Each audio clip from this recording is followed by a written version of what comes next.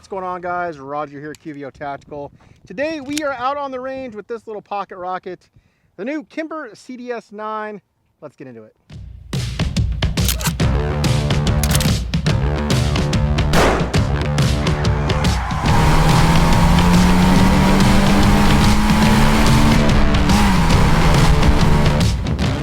Now, before we get started, guys, I always want to give you full transparency on how we go about getting products here on the channel for review. This new Kimber CDS9 was sent to us by the marketing team over at Kimber. We've been working with Everett and the team over there on their recent releases, so please keep that in mind as you watch the video. I still say whatever I want to say, guys, and it doesn't hold any bearing on how we review things. In addition to that, guys, if I screw up and say KDS9, understand that I meant to say CDS9. With us recently reviewing the KDS9, I'm sure I slip up and say a K instead of the C. With that out of the way, though, let's jump into first rounds.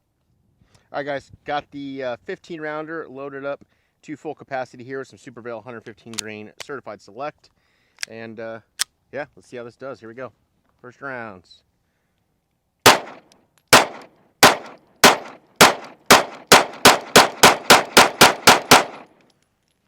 So it's returning to zero, not as quick as I'm used to with the other guns that we shoot. It's a little snappy, I'd say.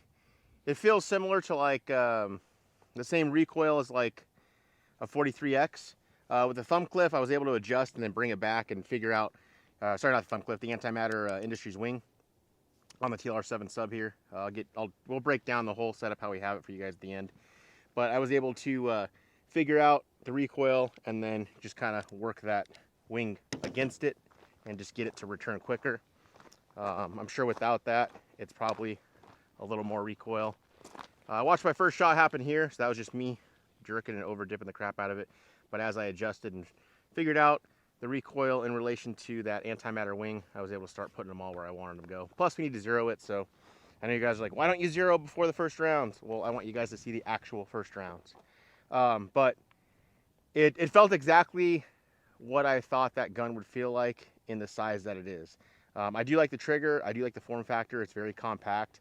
I like the 15 round mag that keeps it's got the extension like built in with the sleeve. It kind of makes it to where it keeps it super compact. So, but I'm gonna have Marco shoot it, see what he thinks. But yeah, I mean, right now it performed like I thought it was going to in regards to the recoil. So first shots with the CDS9. It's a pretty cute gun. Let's see.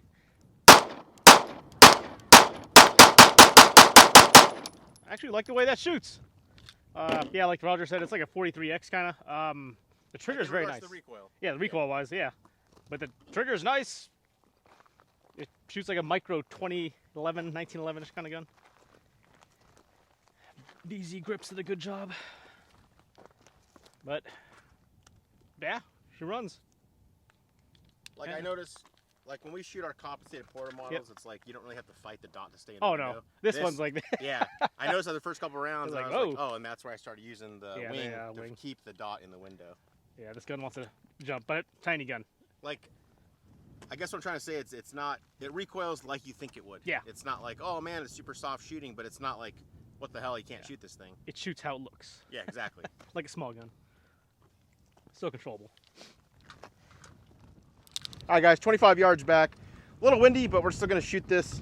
We're going to see how this little CDS9 groups back here at 25. Marco, you ready? Yep. Phone's recording so you guys can see what's happening as we shoot it. Here we go.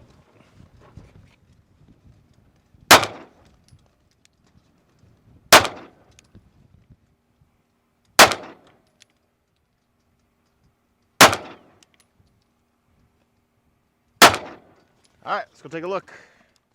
Down here at the target now, guys, and this was my first shot. I just jerked the crap out of it. The trigger's a little heavier than what I would expect. Well, I'm going to bring up a trigger scale here in a second. We'll figure out the exact weight for you guys, but that was my first round.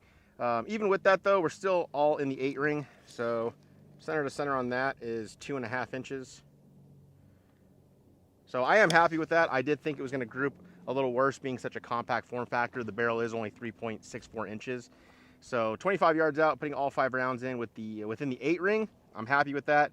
If I didn't have that flyer, it would have been within the 9 ring, and we definitely love to see, you know, a dead center bullseye shot. So, but let's grab our trigger scale, and I'm curious to see what that weight is, because I definitely noticed it in the first shot. I was like, man, I got to that wall and I just kept adding pressure till the shot finally broke. So I'm betting it's closer to 4.5, 5, which normally on these type of like hammer fired setups we're used to like 3.5. Got our Wheeler Engineering trigger scale here, guys, and let's see what this trigger's at here. Got 5 pounds, 12.9 ounces. Let's try again. So 5 pounds, 12 ounces. 5 pounds, 5 ounces. And let's do one more. See if they're all over 5. 6 pounds, 1 ounce. Try to hold it here in the center of the trigger where my finger was. 5 pounds, 2 ounces. So yeah, definitely over 5 pounds. I wish it was lighter, especially for the price point. I'd like to see like a 3.5, 4 pound trigger in there.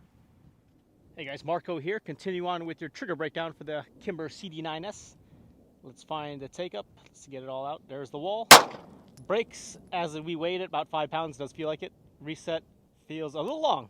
Let's find the wall again. Reset there, long. Find the wall. The trigger is smooth, just on the medium heavy end for a carry gun. It's about right. Still very easy to shoot though, very smooth. Time for some build drills, guys. Here we go.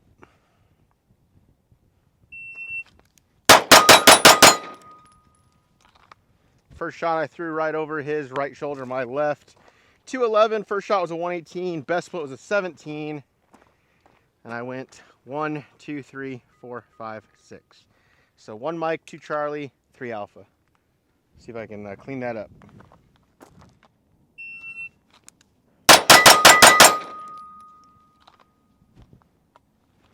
.243, got a 16 split, did clean it up though, so 0.03 of a second slower, but 5 Alpha, 1 Charlie. And depending on if Marco wants to be nice to me, it might be a line breaker. That one probably would have made it. Whew, that felt good. 192, got a 16 split in there, first shot was a 105. 192 so you guys can see it. And 4 Alpha, 2 Charlie, but I don't mind where the Charlies are at, so I'm very happy with that. And let's do some doubles with this little guy. Stand by. Yep.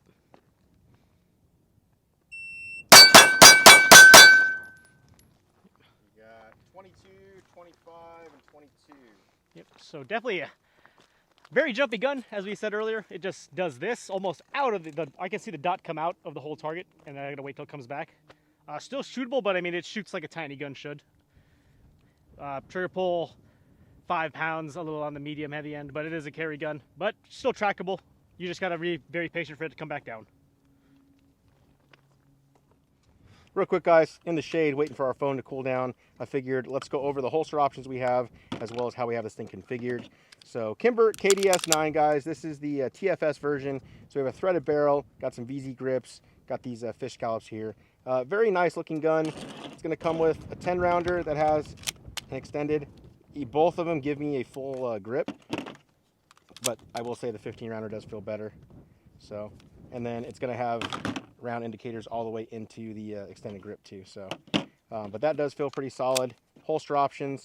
We own and operate QVO Tactical here in Las Vegas, guys, and this is going to be for the Kimber KDS9 with the TLR7 sub. It does work with the antimatter wing that we have attached as well. 3 points of adjustable retention. You'll get this concealment wing, which will push against your belt and pull the butt of the gun in towards the body. For you guys that don't run weapon lights on your carry guns, we got you covered as well, as we will have versions of this that do not have the weapon light and just the gun only. We're just waiting on a non-railed version to confirm that it's going to work with the non-railed version as well. So right now, if you have the railed version, you're going to be good to go with it or without a weapon light on our website. And then yeah, that's how we have it configured. Definitely, if you're going to run an optic on this setup, the plate has the rear iron built into it. So get an optic that's going to have rear irons built into it if you're somebody like me and you like the backup irons to be there. So I like, you know, having the redundancy there of the backup irons. You know, hopefully I never have to use them, but I do like having them there. So run something like an EPS carry, a Holliston 507K. Pretty sure all the micro red dots now come with backup irons built into them. So, but that's how we have it set up. That's the holster we're running. And now let's jump into final thoughts. Now it's time for final thoughts, guys. It's hot today, guys. We only did like 250 rounds. Just wanted to come out and kind of, I'm actually interested in carrying this in a bag setup that I have for when I ride my motorcycles. I've been looking for something super compact to go in there, and this might fit the bill. But Marco, I'll let you start with the bud. What do you think? Actually, the gun's pretty cool. I was actually very surprised there was no malfunctions with it. Usually with a micro-sized gun like this, you might get a jam or two with break-in. Smooth trigger, but it is heavy. It's on the 5-pound pull. The reset is kind of long, but it is a carry gun. Threaded barrel is kind of cool. You can kind of suppress these. They did it all pretty well. I will say VZ Grips partnered up with them with that. So grip texture is good. Easy to shoot. Just a little bit of recoil with the small gun. Can't complain. It is what it is. Like, it shoots. It does its job. Pretty good attention to detail in the magazine. They put a witness hole in the magazine, so you'd actually see the 15th round hole there. Kind of nice to see that. Comfortable gun, I will say. Like a micro 2011. So. I like the gun, guys. I'm not over ecstatic about it. I do like it. I would consider carrying it, like I said, for that bag setup because it kind of fits what I'm looking for that. But I will say, trigger, I wish it was 3.5, 4 pounds. The gun, I want to say, is $10.59 MSRP, so I'm sure it's around $1,000 or $950 retail. But for that price point, I would like to have a trigger that is a little lighter. I definitely noticed it when I was doing the zeroing process. Speaking of the zero, I am happy with how it grouped, guys. When I was actually just getting it dialed in as far as moving, getting it zeroed, I was showing Marco, we ended up getting an overlay, so I had 2 rounds, so like they were just pretty much the same exact hole, and you had to really look at it to see that there's 2 rings and it's more oval shape. So I think the accuracy is there for this, very compact 3.64 inch barrel setup. And this is kind of like the bougie version. You're getting the VZ grips, you're getting these fish scales, the Cerakote option. I believe they just released the classic version, which is a lower price point, and I don't think it has like the same grips and the same serrations and stuff. I believe it's still optic cut and no threaded barrel. I think for me though, if I was going to make this like an everyday carry gun, I would probably take off this thread protector and I would throw on a compensator. It'd be really cool if somebody out there made a comp that kind of made it up flush, have the same scale, look, and design, and just was like made exactly for this setup. I think throwing a comp on the end of this would make it, much more what I would like to see. I'm not sure what can really be done about the trigger. Not much, it seems like. Yeah, because it's not your traditional, like I was asking Marco, like to get like an actual 1911 style trigger in this thing would probably be pretty difficult with the limited space they have. So it is what, a hinge trigger? Yeah, it's a hinge trigger system. Yeah. Smooth but heavy. Yeah, so. As you guys saw in his breakdown, yeah, it is. And the reset's a little, you gotta let it go all the way out almost. Yeah. So I definitely think there could be improvements on the trigger. I will say this, like Kimber is definitely, they're back. They're doing things. The 2K11's probably one of somebody was asking the other day, like, hey, what's one of your favorite things to shoot in the last year? 2K11's been surprising. I've been liking shooting that gun. I would like this to be a mini 2K11. It's not quite there, but that's what I would like, and that's what I was hoping out of it. If that's what you are hoping, that's not what this is. I would say, honestly, man, like the ergos feel great to me, and what I immediately thought about it was for that bag setup that I have. I have a 945 bag that I rock here when I'm riding my motorcycle, because riding a crotch rocket, up against the tank just sucks rocking appendix. And then for you guys that actually ride motorcycles out there, we have a video that we're going to be making just about the different carry methods while on the motorcycle. So just a little side note there for you. But yeah, the price point's to be expected with how it looks and the aesthetic and everything. Kimber guns are typically on the higher end. Like I said, the 2K. I'm kind of basing everything around the 2K11 because that's our flagship model. So. Yeah, that's like what I'm most used to from Kimber now. I just started shooting their 1911s. I know they were really well known to me back in my LE days in the early 2000s, but I didn't start shooting them until more recently. And with the double stack 1911s, I've been really impressed. So I would say that this falls short of that. But again, I don't think that they're intending it to be that. No, it's not. Yeah, not a full size 2011 at the end of the day. But it is nice for what it is, just kind of pricey. So yeah, for the price point, I would like to see a better trigger, and I should have brought a suppressor out because it would be interesting to see how it shoots suppressed. Probably do it in a short for you guys at a different day. But yeah, that's the final thoughts, guys. Like, I'm not overly ecstatic on it at the same time. Like, it kind of is what it is. It's shot for what you think it was. Like, hey, how does it shoot as a really compact setup? It shoots like a compact setup. So it did perform, and the grouping was there. But yeah, those are my final thoughts. I think Marco liked it a little more than I did. Yeah, it's pretty cool. Reminds me of my, it's like a better Glock 43, but double the cost. So Yeah, right? yeah, it is what it is. So, but yeah, you guys have any questions, let me know down below in the comment section. Always happy to answer those. Appreciate you guys that are always watching and take the time to leave us feedback. I will say this, if you're watching this video, guys, and you made it this far and you're not subscribed, please subscribe. When I look at the analytics, over 70% of the people that watch our videos are not subscribed. And so we'd really appreciate if you just take a minute, hit the subscribe button. It definitely helps us out, you know, when working with other manufacturers and stuff in our industry. So, Kimber, keep pumping this stuff out, guys. I am pumped on all the things that you guys are doing. Like, I'm glad to see that you guys are moving forward. And again, I want more of the 2K11. So any variants you have that are coming out of that, please let us know, because I like that thing a lot.